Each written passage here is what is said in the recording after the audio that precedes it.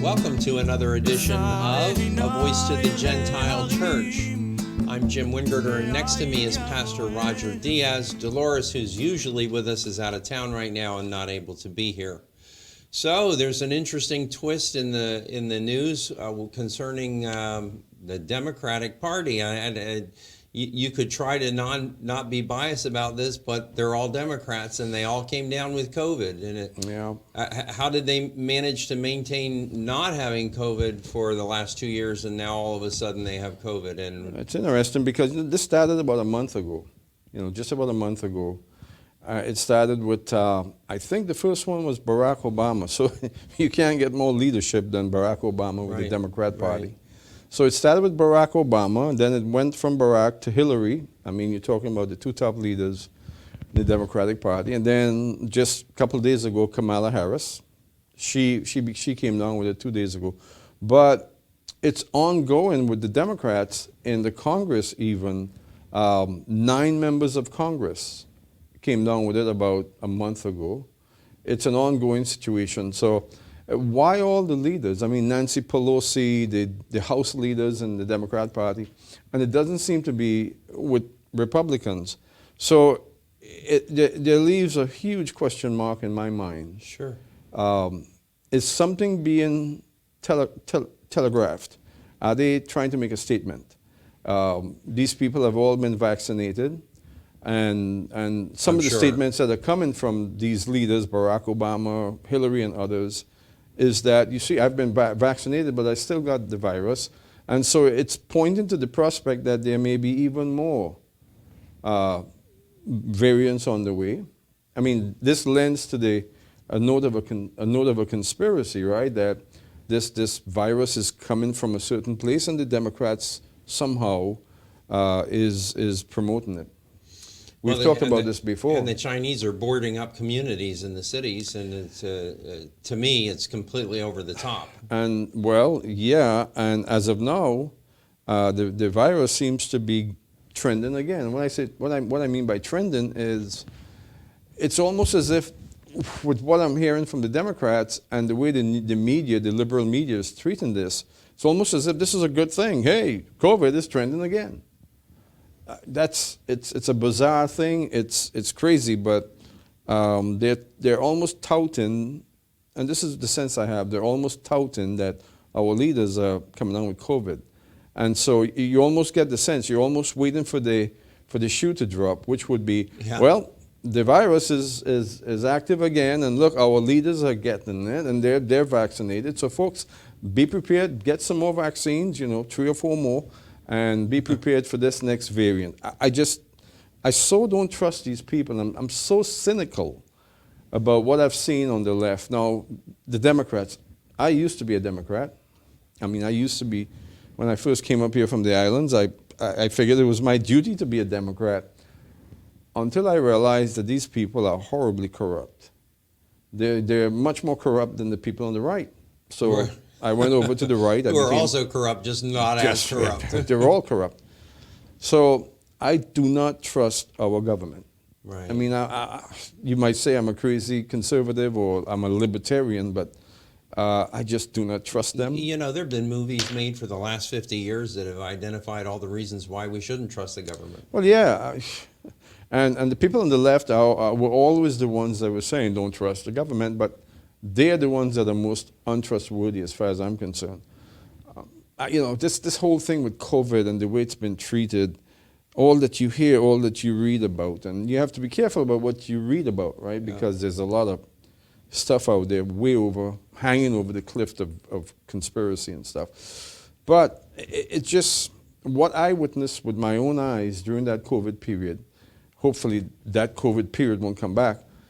Is just sort of a government effort to propagate this thing. How could I not? I mean, you know what I'm talking about, the way it was treated. So who knows what's coming down the pike? We'll see. I hope nothing, but I just find it ominous that these, Barack Obama, Hillary Clinton, Kamala Harris, Nancy Pelosi, members of the House that are leading Democrats, what's going on here? What are they communicating? So we'll see. Hopefully not. We we don't wish this on the American people. We don't wish this on ourselves. No. But we're just sort of sounding the alarm. Something is happening, clearly. Yeah, yeah. Meanwhile, there's a takeover of Twitter. Right. $44 billion. Right, that's Elon Musk, right? Jimmy Fallon said, you know you're rich when you buy something for $44 billion and you're still rich. Yeah. It's an amazing thing with Elon Musk. He's a phenom. He's this incredible personality. I don't quite trust him. Yeah. You know, he's a libertarian. I'm a by nature a libertarian, but I don't see him as a libertarian on the side of conservatism. I'm a conservative, right? Okay. I don't trust him as a conservative. Someone would say, but he's doing good things for the conservative movement. No, he's not. Why do you think he's doing good things for the conservative movement? He makes statements that sounds conservative. I mean, he does, right? Okay. He's made some really profound statements about the people on the left. He genuinely has no love for the progressives. All right, I can salute him. Right. Elon on that Musk. issue, I salute sure. him. Yeah. Right. Now, in regards to what I'm beginning to see since he's purchased Twitter, there seems to be a rush of adulation, right? That's a good word. Yeah. Adulation on the right for him. And he's going to ascend with that. He's going to grow in popularity and so on. It's dangerous to do that to a person. It's dangerous to do that to a person. We have to be careful, and I think what we ought to do is just let him be who he is. Right. Don't lift him up. Don't exalt him. Just let him do what he's doing. We'll see how things turn out. I had never seen him assert himself into the political arena until he did this. He is. No, he's been making a lot of statements. Okay. There are people on the right that would like to see him run for president, but he cannot run. He's a South African. That's why we need another billionaire business leader to run for president. He's a South African. There's no way he can so run. he's not a born American citizen. No, he can't run for. But generally, I like the guy. You know, for a multi-billionaire, he's kind of down to earth, and you kind of like that. He made some statements about wokeism. Can't remember exactly what he said, but he made some good statements about wokeism. Yeah, I like him, but we have to be careful. Yeah. I guarantee you, I promise you this. If his juggernaut continues to grow, before long, there are so many Christians that will be saying he's the Antichrist. I mean, it's just a matter of time before he becomes the Antichrist. A juggernaut he is, and he's obviously getting the attention of many conservatives, but before long he'll become a Christian Antichrist. Right. So, well, he has the attributes, right? Well, before he's not long, Jewish, so he's false. well, we don't know. He might end up being Jewish. So it's just one of those things where you just have to be careful about how you lift up someone, right, and provide them with adulation. Yeah. But I like the fact that he purchased Twitter. I mean, really, what do I have to benefit from that? Not much. Free speech, yeah, free speech, but free speech or the obstruction of free speech can go both ways, right? Is Twitter going to go to the extent where the people on the left would not have a voice? Who knows? We don't want that. No, I think the leadership of the left would step up and nullify Twitter, just make it a non. Yeah, but remember, you have different fragments of the left, right? So you can say the extreme left, but they're not really the extreme left. You have on the left, or pretending to be liberal on the left, are the progressives. Now that's a whole different place, because people on the left, leftists or liberals, which they're different, but in the last 2 decades, the leftists had become the liberals had become the leftists, right? But progressives are different. Progressives are aggressive. They are the ones that are likely to become, Marxists. Right. Because they're progressive. Remember that the Nazis were progressive. Right. They were liberal, right? They were socialist, and they were progressive.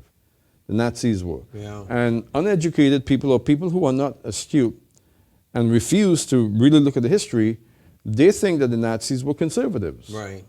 And they were people on the right, but they were not. The people on the right were the people that the Nazis were working against.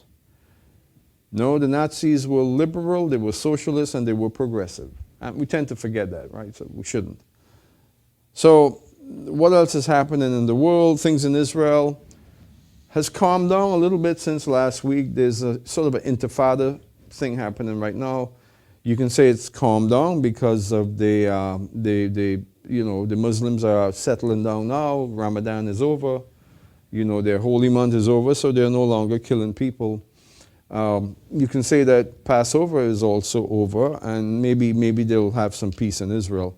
This is terrible that we should even say that it takes the ending of a holy time for blood to cease from flowing, right? That's what we're saying. Right. Ramadan is over, Pesach is over, so hey, maybe we'll have peace now. What's going on? The issue always is dominance over the holy site, over the Temple Mount. And basically telling the Jews and the Christians that they don't have a right to be up there while Ramadan is going on. You had a clash between Ramadan and Pesach and Purim, right? Yes. Purim and Pesach is about redemption. And the people of Israel, the Jewish nation in Israel, they do not hide it, that Purim and Pesach is about the redemption of the Jewish people. And they shouldn't. Right. So you have Ramadan that clashes with the Jewish people believing that this time of the year is about redemption. So one group is murderous, one group is always on the defense. Right. So that's what we saw in Israel over the past month. Right. Since Purim, we've seen this aggression from the Muslims. Terrible. Now, also in Israel, we have this build-up towards this conflict with Iran. The Biden administration has been pushing this agenda in support of Iran, right? Since Biden's been back in office, their goal was to reverse what Trump had begun to do with Iran, which was to subdue Iran, to end this crazy deal that was established with the Obama administration. When they were dropping crates of $100 bills on their airport runways. So Biden has vowed to continue that deal, to bring that deal back front and center. So Israel is in the balance again. You don't hear about this in the media, but there's a real building conflict between Iran and Israel. And Israel is not hesitant to reach out and touch Iran, if you know what I'm saying. And there's a lot of speculation now that soon Israel has to do something to protect itself. Right. Again, Israel is always on the defensive. Some might argue that maybe the time has come for them to be on the offensive. We don't know. Never again means never again. So, so you can make that argument.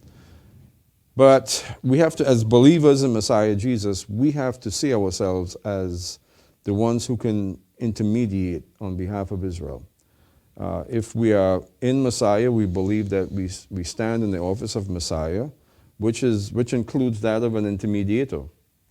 So if we're intermediators on behalf of Israel, we should be intermediating. We should be interceding on behalf of Israel, intervening in that we believe as believers we're seated with Messiah Jesus in heavenly places. Well, that's the place that we need to intervene from that heavenly place. Right. So we're not intervening with negotiations between Iran and Israel. We're interceding before the Holy One. Right. So Paul spoke about in Ephesians that Messiah Yeshua has been given all power and authority. He sits at the right hand of God on high, and everything has been subjected to him. That falls in alignment with Psalm 110, right? Yes. Very. Paul spoke about that in a couple places. Now, so in Ephesians chapter 1, he makes that statement. In Ephesians chapter 2, Paul goes on to say that we are seated with him in that place. Mm-hmm. So if we're there and we're in the office of Messiah, as Christians, as disciples of Jesus, we ought to believe that we are appointed to intervene or intercede, intermediate on behalf of Israel in that spiritual, in a spiritual sense, you know. Like we should be interceding on behalf of Israel, interceding that this deal, this nuclear deal with Iran will fall apart. You know, perhaps the time will come, has come when Christians can take such a position. You know, we can put our broad hats and our white tennis shoes away and become active in the kingdom of God. You know, hopefully, we'll see. It's quite a picture. We can leave the buffet line on Sunday morning and really get engaged in the work of the kingdom. Right. We'll see. We will. We would encourage many to step up and intercede. So we've got a question, by the way. This is my question. Oh, okay. I asked myself this question last night. I said, self, hey, what about this question? So this is the question that I came up with. Well, it really is a good question. And it's a byproduct of, you know, if you live in this world and you watch television and you see a movie every now and then, there it is. It hits you right in the face, right? So the question is, Hollywood has given us an endless stream of post-apocalyptic movies, all of which reflect a world essentially destroyed. From Planet of the Apes, then Mad Max, and all the way to today's zombies. What vision does the Bible offer as a post-apocalyptic world? Right. So it's true. I thought about this a little bit last night. I thought to myself, you have all these movies that Hollywood has been putting out, and they're all geared to show that there's coming some great calamity, some catastrophic event or series of events that will bring civilization to its knees, that will put an end to civilization, actually, as we know it. And from that will come another civilization that will be subject to extreme difficulty and so on. So, Planet of the Apes, Planet of the Apes, remember Planet of the Apes. What happened? There was some sort of a transition of civilization. It went from humans to apes, and the apes destroyed civilization, and that post-apocalyptic world was very difficult for humans, right? It was post-apocalyptic. And from Hollywood's standpoint, it's always dark and hopeless. And man has to be subjugated and struggle and fight. And then you had Mad Max, right? The whole Mad Max series, again, a post-apocalyptic world. And he had to, everything was difficult, hopeless, gloomy, doomy, and everything else. Right. Now you have apocalyptic presentations about zombies.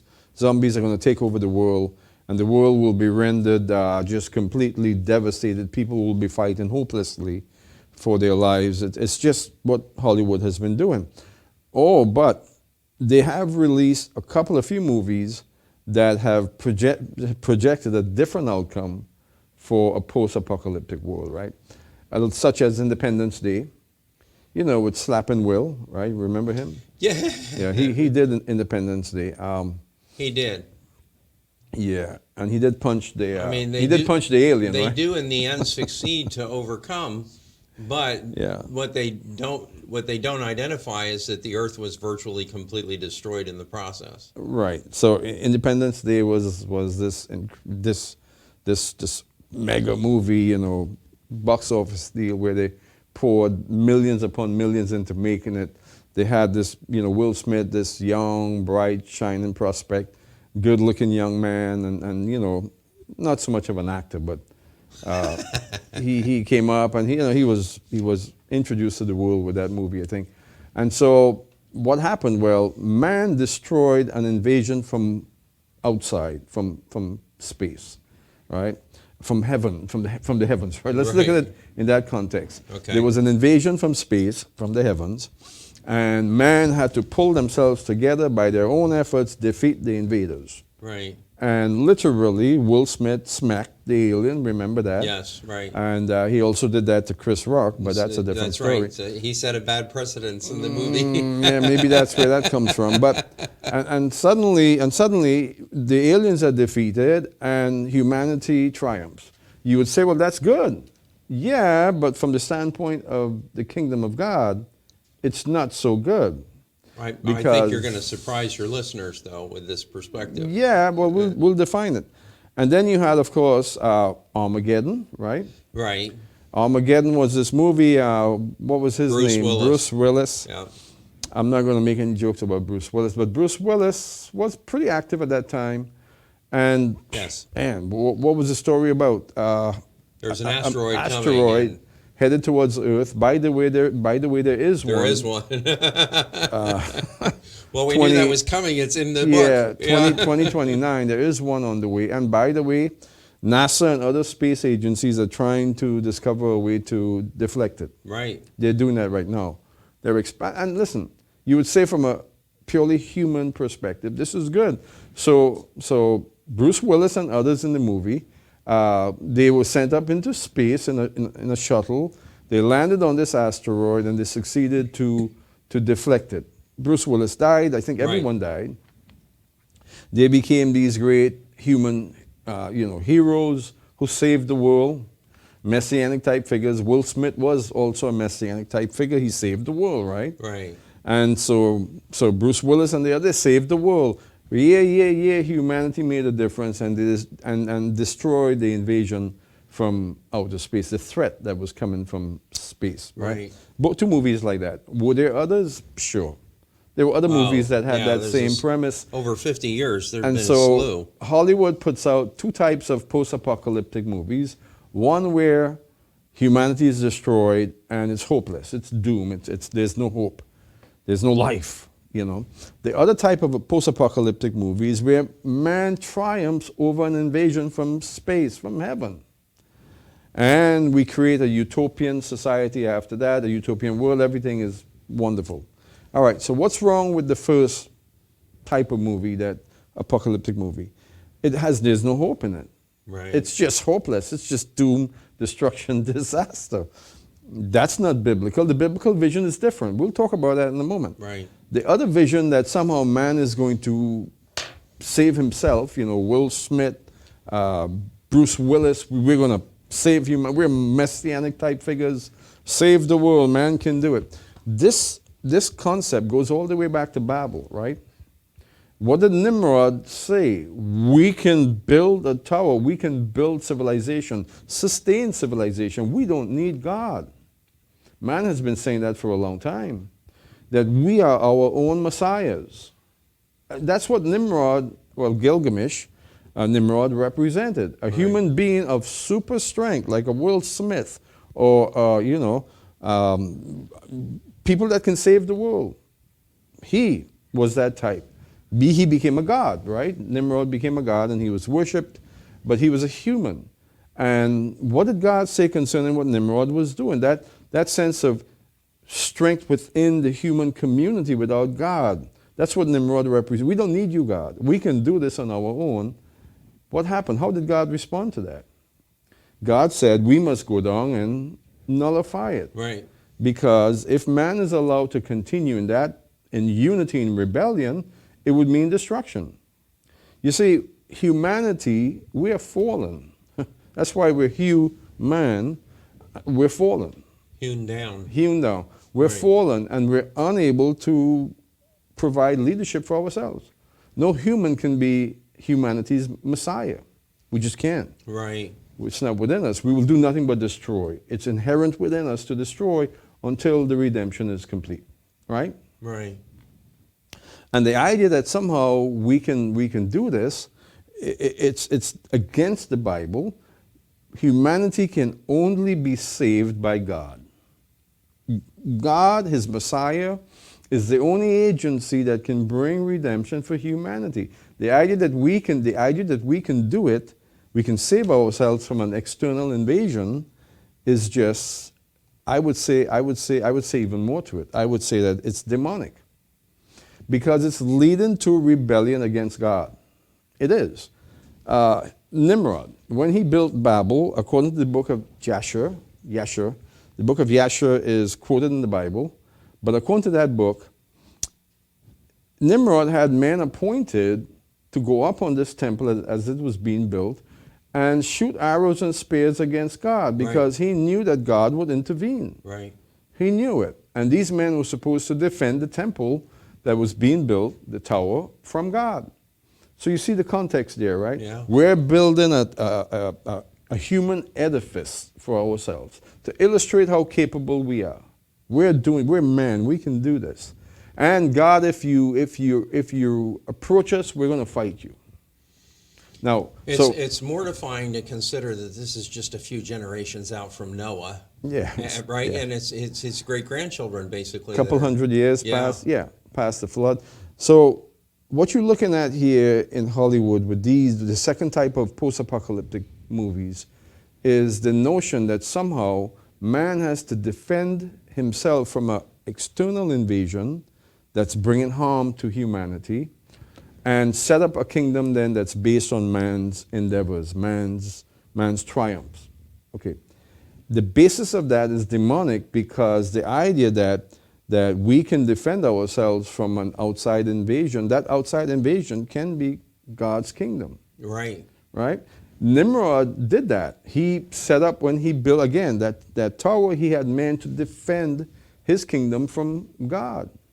So let's look at it from the biblical perspective, right? Before we go on to looking at the Bible's vision of a post-apocalyptic world, from a biblical perspective, Jim, and we've talked about this many times, God is preparing to invade this fallen world.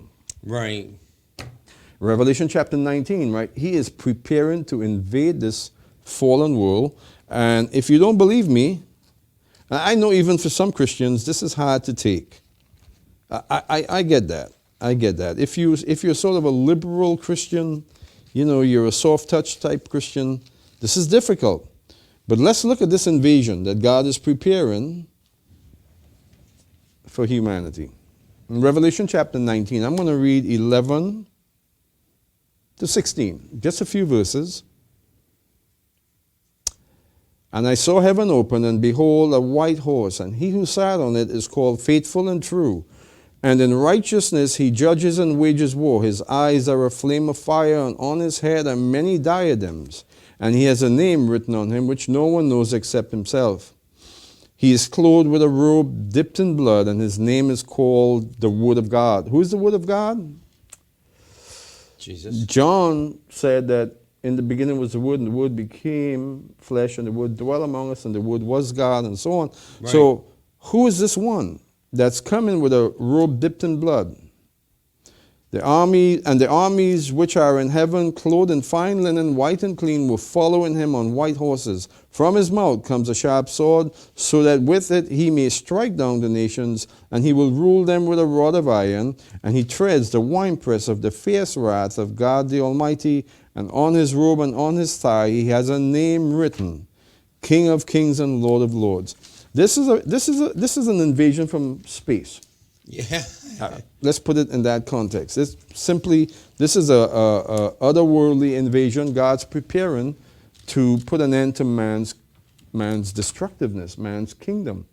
Do we need that? I mean, we're looking at global pandemics, the threat of even more global pandemics. We're seeing that there's probably going to be nuclear exchanges before long.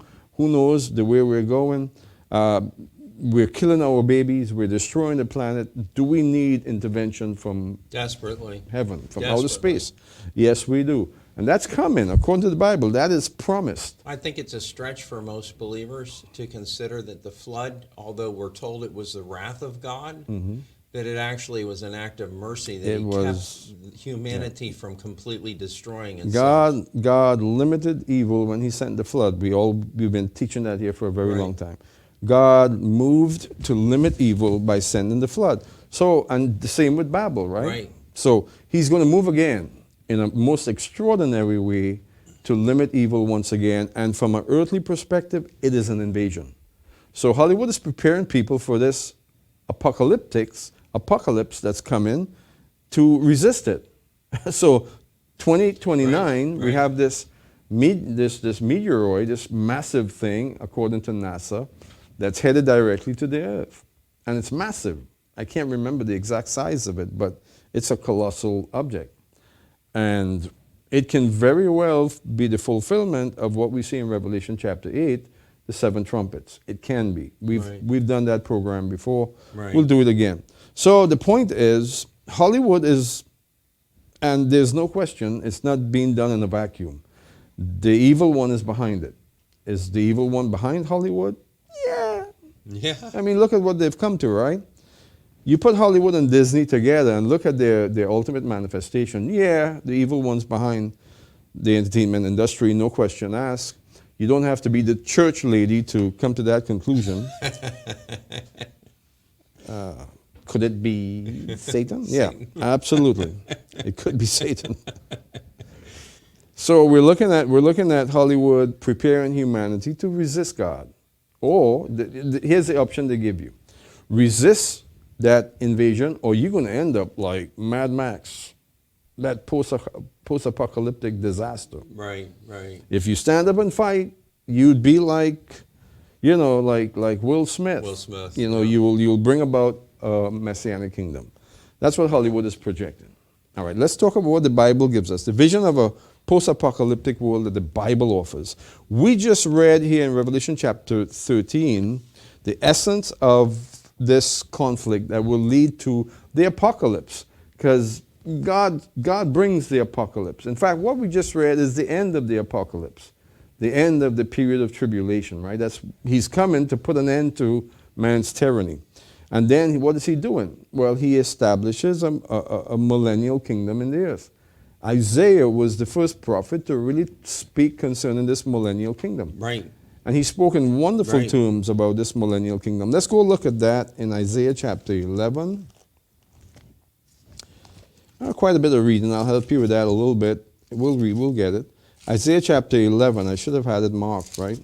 Isaiah chapter 11, 24, 11. All right. So we're going to read 1 to 5 first, then we'll read 6 to 9, and then we'll read 10. In that order. So you want to read 1 to 5 for us? Sure.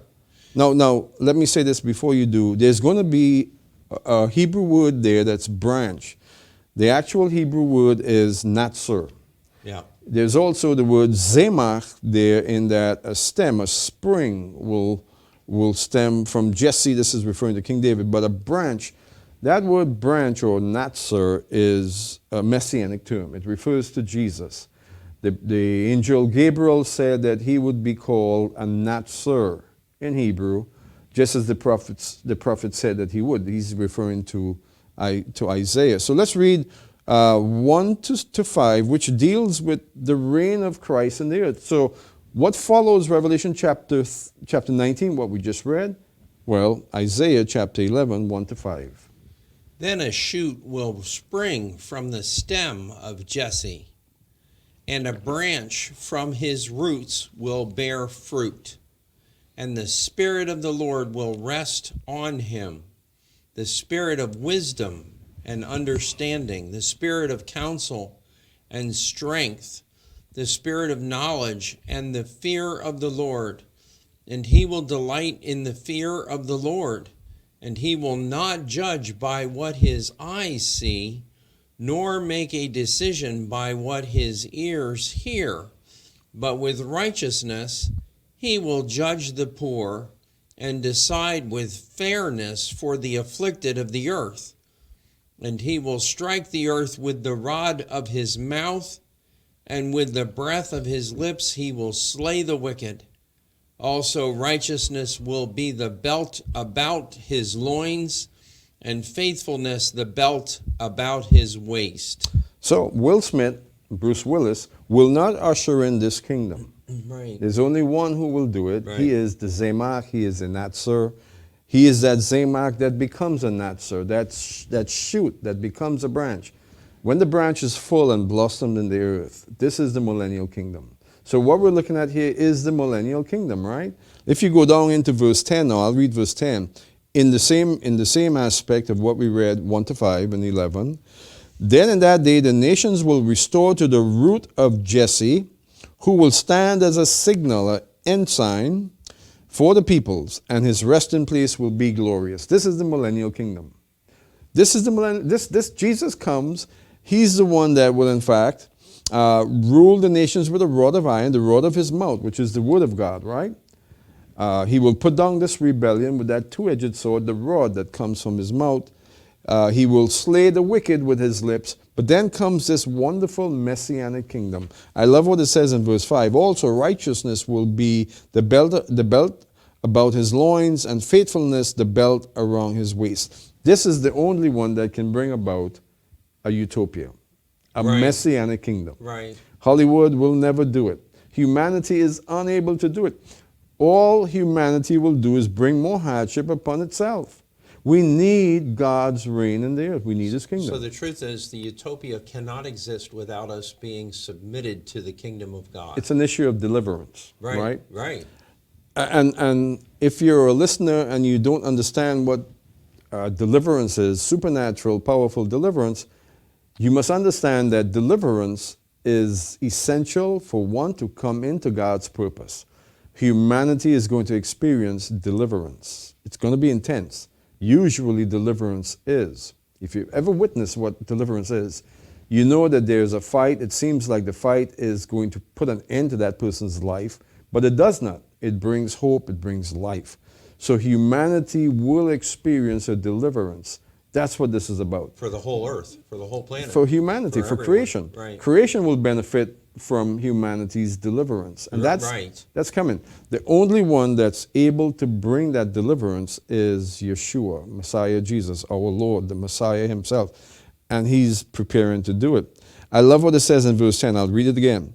Then in that day the nations will restore to the root of Jesse. Who is the root of Jesse? Well, Jesus, the Zemach, the branch, who will stand as a signal, an ensign. That's an important word. It's a banner, right? Right. An ensign is a banner, and he will stand as a banner. In other words, he will be placed before the nations. Right. He will be there for all to see. And we're talking about a kingdom that will bring peace, will bring real joy into this creation. This creation needs a bit of joy right now, right? We need a relief from Satan's tyranny. He will bring that relief. He is going to bring true peace and joy together with that. Ensign for the people, and his resting place will be glorious. What is his resting place, or where is his resting place? Zion. Zion. He will reign on Mount Zion. This is the hope of this kingdom. All right, so given that now, Jim, you can circle back. Okay. And read 6 to 9 for us. So what would this millennial kingdom look like? Okay. Some of what you're about to read is not literal, it's figurative. Right. Right? It's symbolic. But read that for us. This millennial kingdom. So it starts with a statement that stands in opposition to all the Christmas cards that say the lion shall lie down with the lamb. Right. So it actually says the wolf will dwell with the lamb, and the leopard will lie down with the kid, and the calf and the young lion and the fatling together. And a little boy will lead them. Also the cow and the bear will graze. So carnivores become herbivores. Yeah, I don't believe this is necessarily literal. Okay. I think it's figurative. It's figurative language, but it's making the point. It's elaborating on the point that what we know as our current existence will be completely changed. Yeah, perhaps these things would be literally fulfilled. Yeah, no doubt. It will happen on his holy mountain. Okay. Because Zion will be transformed. And for 1,000 years, the earth will exist in the care of what God is providing from Zion. So it is this millennial kingdom of what we're reading about right now, of peace, of supernatural peace. So to finish that up. The cow and the bear will graze, the young will lie down together, and the lion will eat straw like an ox, and the nursing child will play by the hole of the cobra, and the weaned child will put his hand on the viper's den. They will not hurt or destroy in all my holy mountain, for the earth will be full of the knowledge of the Lord as the waters cover the sea. And that's the millennial kingdom. This is the post-apocalyptic world that God is preparing. Right. Glorious. One of hope, one of of life and favor towards humanity. All right, so read also in Joel, Yes. chapter 3, 14 to 18. You can't get more quintessential post-apocalyptic than this.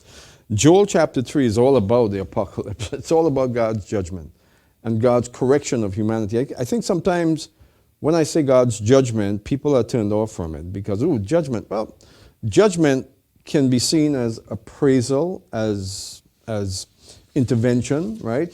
If, for instance, if someone we know is in need of intervention, Right. that intervention can be seen as judgment, right? Yes. But it brings life. So God's judgment is not damnation. Right. God's judgment is difficult. It's something humanity has to walk through. It's a difficult time, but it brings life, right? Right. So, but Joel chapter 3 is all about this conflict that God is preparing in this process of correcting humanity. And at the end of that, in Joel chapter 3, 14 to 18. Multitudes in the valley of decision.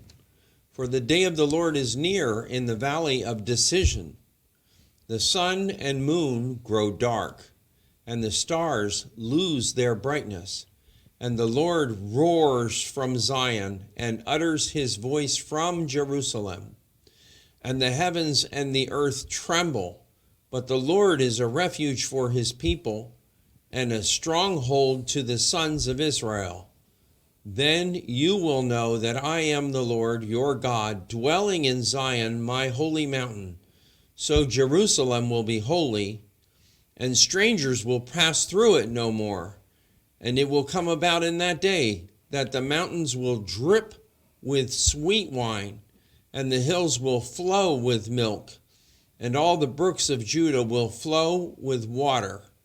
And a spring will go out from the house of the Lord to water the valley of Shittim. Egypt will become a waste. Oh, that's 19. Oh, yeah, that's fine. So this is a wonderful picture of a post-apocalyptic world Right. that the Bible gives us. God is preparing a redeemed creation. And that 1,000 years is only a taste of it.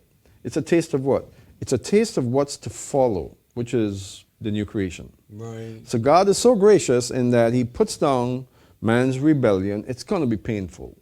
The Bible refers to it as birth pains. What comes after birth pains? Life. Birth. Right. It's going to be difficult. It's going to be painful. But at the end of that millennial kingdom will come that final judgment and then the new creation. So God gives us 1,000 years to experience that kingdom. Right. The joy, the peace, the wonderfulness of what his kingdom will bring. And then Zechariah reported on this millennial kingdom in chapter 14, 16 to 18. Then it will come about that any who are left of all the nations that went against Jerusalem will go up from year to year to worship the King, the Lord of hosts, and to celebrate the feast of booths, Sukkot. And it will be that whichever of the families of the earth does not go up to Jerusalem to worship the King, the Lord of hosts, there will be no rain on them. And if the family of Egypt, we know they're guilty already. If the family of Egypt, Mitzrayim, does not go up or enter, then no rain will fall on them, and it will be the plague with which the Lord smites the nations who do not go up to celebrate the Feast of Booths. So that's the post-apocalyptic world. All who remain after this period of judgment will celebrate God's festivals, will benefit from the festivals. God is going to bless all of the nations. Should they rebel, he will hold water back from them. Right? So they will have to endeavor to keep themselves going as a nation. So it also points to the possibility that we're going to be an agraricultural civilization once again. Right. Our dependency would be upon agriculture, which is wonderful, right? We need to get away from this super mechanized world that we're in, because this super mechanized world needs an engine to drive it, right? That engine is what's now the Industrial Revolution. It's been running for 160 years. Right.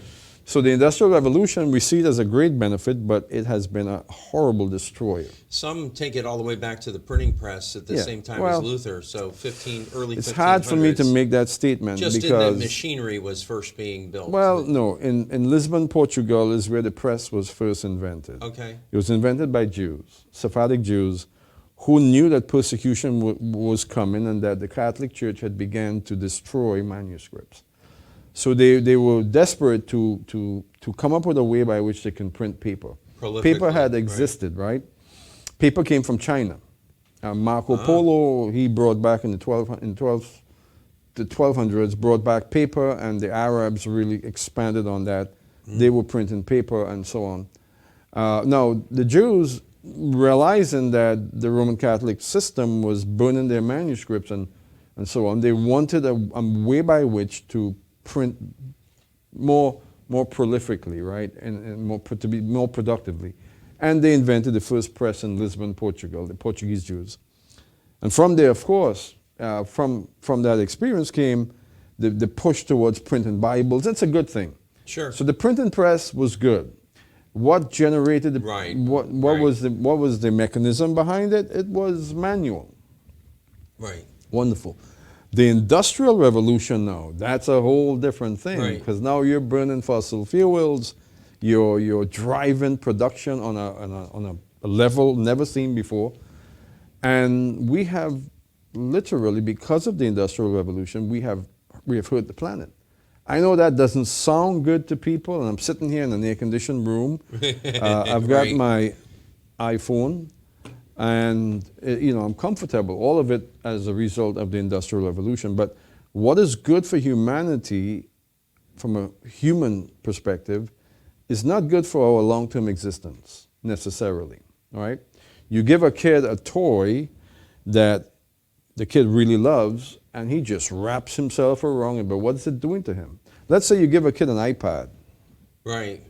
Oh, he's going to love that iPad. He's doing things that he would not be able to do otherwise. He's entertaining himself tremendously. But what's happening in the process? He's being destroyed. Isn't that true? Yeah. Because it just consumes him. Or becomes addicted to games. And his whole persona changes as a human being. Right. Yeah, it's not good. So the Industrial Revolution is kind of like a kid with an iPad. The whole world is opened up for us, but it's destructive. Anyway, that's the Industrial Revolution. So it seems as if in this post-apocalyptic world, from the standpoint of the Bible, we're not going to have this iPad. Right. We're going to be back to a pad. Yeah. To a writing pad. So, which is good. Sure. Which is good. We don't need that blooming iPad. So, I think Hollywood gets it right from the perspective that there's going to be mass destruction, but they leave it in a state of destruction afterward. And when Messiah comes, he's life-giving. But you see, I think Hollywood is being driven by the evil one. Right.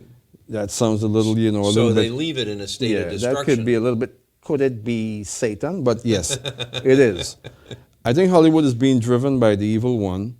Because look at what he's done. He's said to the world through Hollywood that the post-apocalyptic world is either devastating, end of life, you're going to suffer, or you can fight what's coming from heaven and live a wonderful life. Okay. That's what they're saying. Yeah, that's their message. Yeah. So, but God's message concerning the post-apocalyptic world is wonderful. Right. It's a beautiful world. Let's read. I'm going to read also, Jim, Revelation chapter 20. You've been doing a lot of reading. Okay. 1 to 6. So what happens in Revelation chapter 19? The Messiah comes, the only and true Messiah comes, and he puts down the rebellion of humanity. Israel is lifted up as a nation, just as the Bible promises. All of the nations are walking by the light that will be established during this millennial kingdom. So let's read about this millennial kingdom, this post-apocalyptic world. Then I saw an angel coming down from heaven, holding the key of the abyss and a great chain in his hand. And he laid hold of the dragon, the serpent of old, who is the devil and Satan, and bound him for 1,000 years. No more lies, no more Hollywood. And he threw him into the abyss and shut it and sealed it over him, so that he would not deceive the nations any longer until the 1,000 years were complete. After these things, he must be released for a short time. Then I saw thrones, and they that sat on them, and judgment was given to them.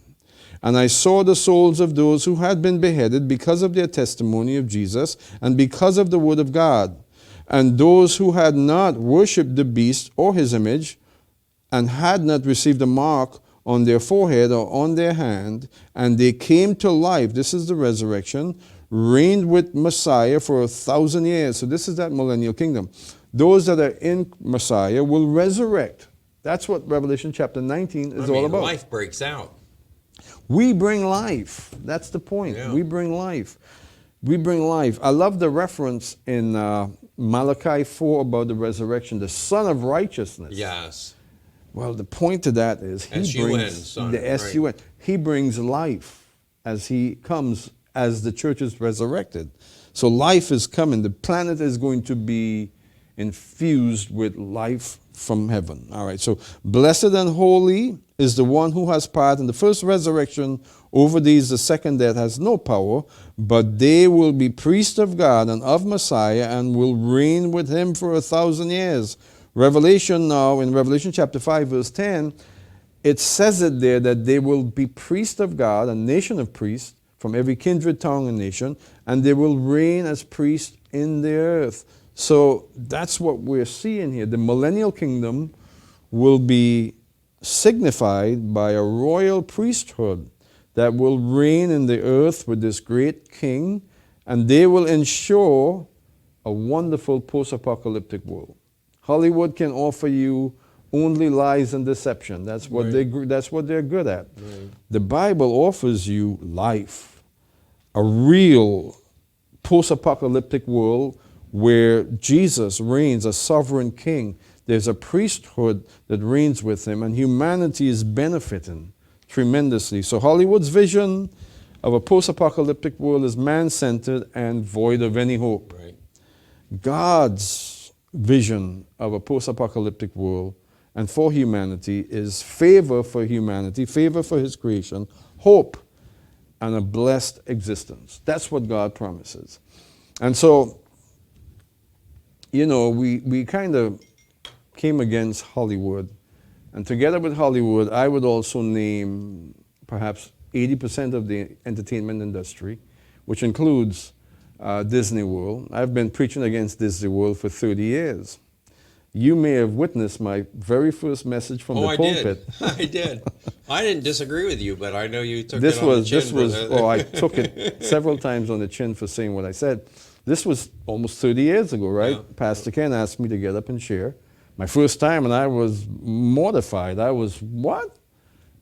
Okay, it took me about 3 weeks to come to that place, and so I went up there on the pulpit, and I basically said that Disney World is of the devil. Yeah.